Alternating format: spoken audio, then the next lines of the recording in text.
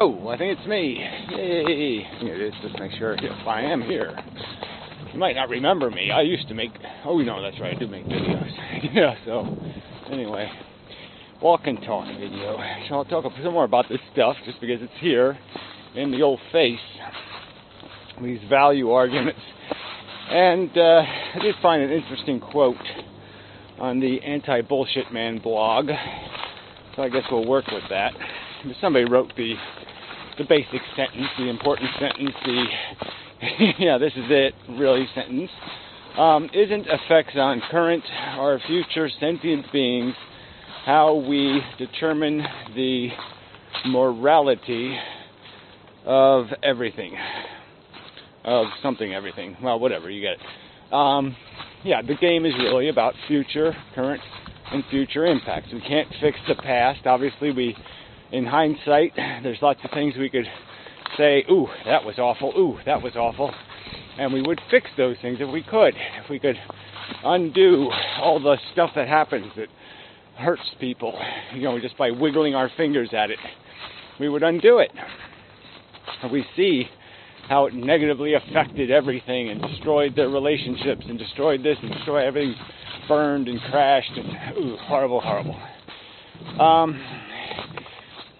But again, the catch always is, every time you change one single thing, the old butterfly crap happens, and everything else also changes. So even when you think about fixing something, you have to account for the fact that your fix will have these repercussions. Like I said, you fix a relationship between two people or whatever, you change relationships, and those people's lives are changed, and the people who they get into relationships, their lives will change, and there's all this whole effect, And some of us would be, I think, horrified, maybe I would be one of them, if we could actually see all these effects, and we could purely see the world, like say the day we were born, we died. And then we could see exactly how the world would be with us and without us. It gets more and more complicated the further along you let the person live. Because then you have effects that take a long time from when you were 5 years old. They're still in the world.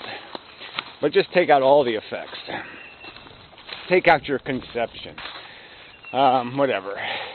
And it would be just really, really, really, really, really, really, really fucking cool if we could see the world with us and the world without us. It's just wishful thinking, right? It's never going to happen, and it really sucks that it's not. It'd be really cool if we got computer models. Once the computers can do the weather thing, yeah, it'd be really cool if they could start doing here's the world without your asshole existence thing. But, like I said, there's so many. When you think of just the permutations, all the people you interact with, all the relationships you have, all the hurt feelings you create, all the resentments you create, all the anger you create, every way you affect everybody, all those vibrations go into the world.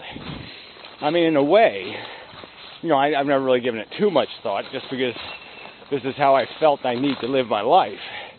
But I'm attempting to impose vibrations on an awful lot of people.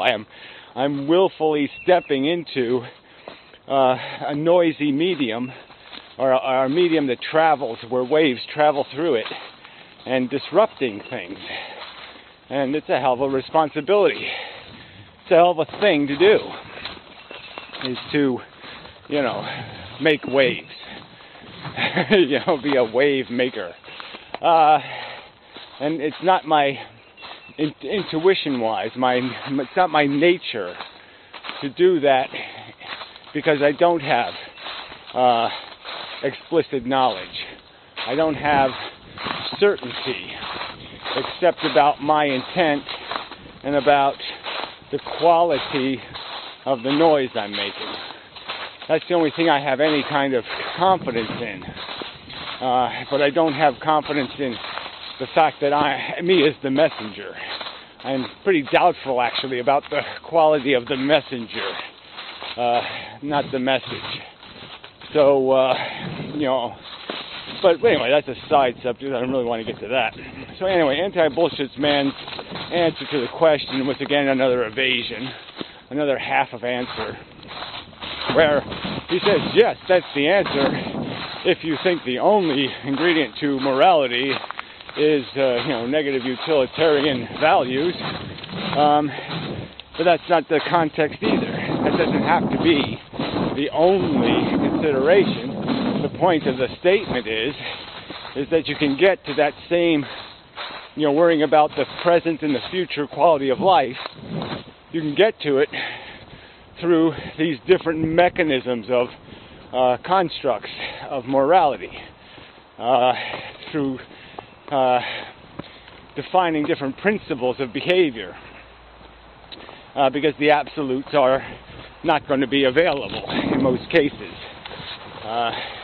The highest, clearest probabilities of certitude aren't going to be there for us to jump on in every case, so we're going to have some other kind of element of morality or ethics that won't be as explicit as fundamental principles like don't drink and drive. I mean, that's sort of like an easy one. Very little potential gain, very high potential risk aversion,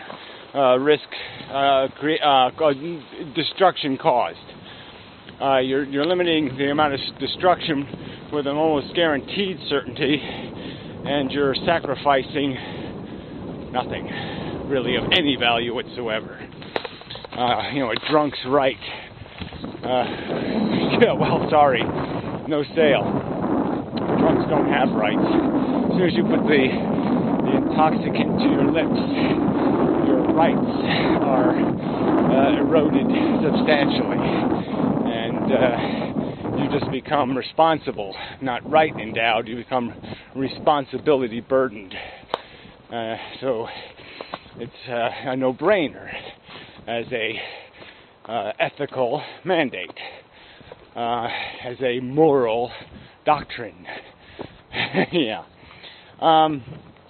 So anyway, again, in his convoluted, backslidey, wishy-washy acceptance of part of that statement that it is just about the welfare of the current and the future, he brings in this element of somehow we have to value people's individuality. So we have this element now, that's his sacred element. He uses things like truth and honesty, but those are things completely owned by rationality. You can't be rationally honest. You can't be in any way doing in the best interest of without knowledge. So that's already an explicit element of the negative utilitarian mandate, that you go where the benefit is.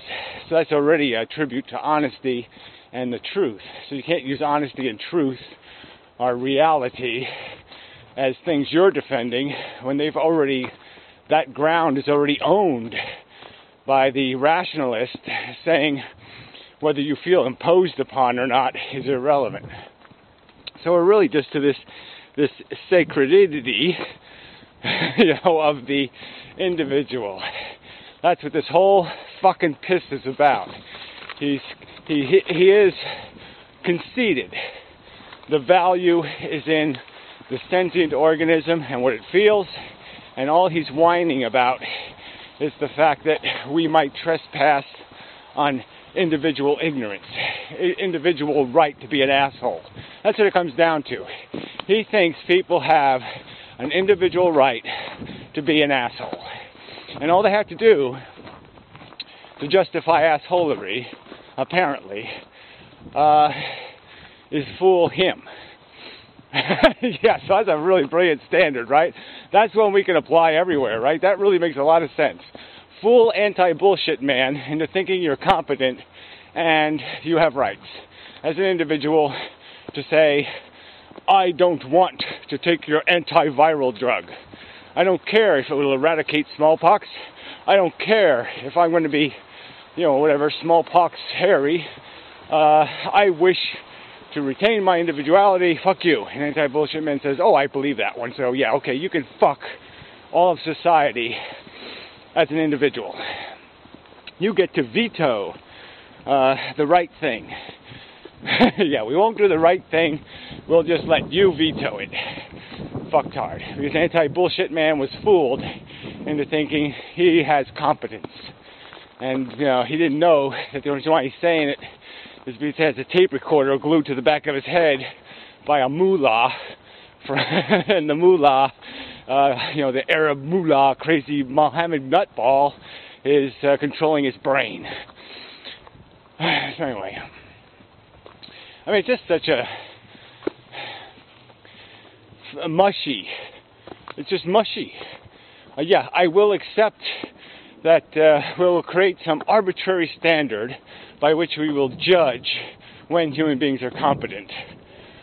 You know, so I was just thinking about it, you know, we have the context of the Star Trek metaphor, and, you know, the Spock idea versus Kirk, and so I'm basically arguing in defense of Spockian logic, and, you know, anti-bullshit man is doing the emotional Kirk thing, like, you know, I don't want to. I'm Captain Kirk. I want to do it superhero style. I want to wear my Superman suit. You know, yeah, okay, I'm being deliberately. You know, it really is. That's all it's about. This individual thing doesn't mean anything. It's just such a crock of shit. You're either right or you're wrong. You either prove it or don't prove it. And I don't even know if anti-bullshit man would disagree with that, in the sense that it's just an argument about how we establish when individuals are fucktards.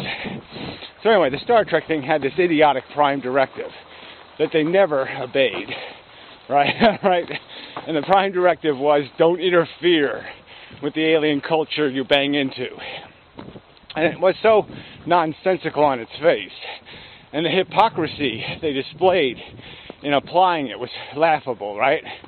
So because a guy goes to another planet and they all become Hitler-esque because he thinks Hitler was good at getting the trains to run on time, then it's okay to fight the Hitler monster. But if they naturally evolved to Hitler, the Enterprise would just sit back and say, too bad, we can't interfere.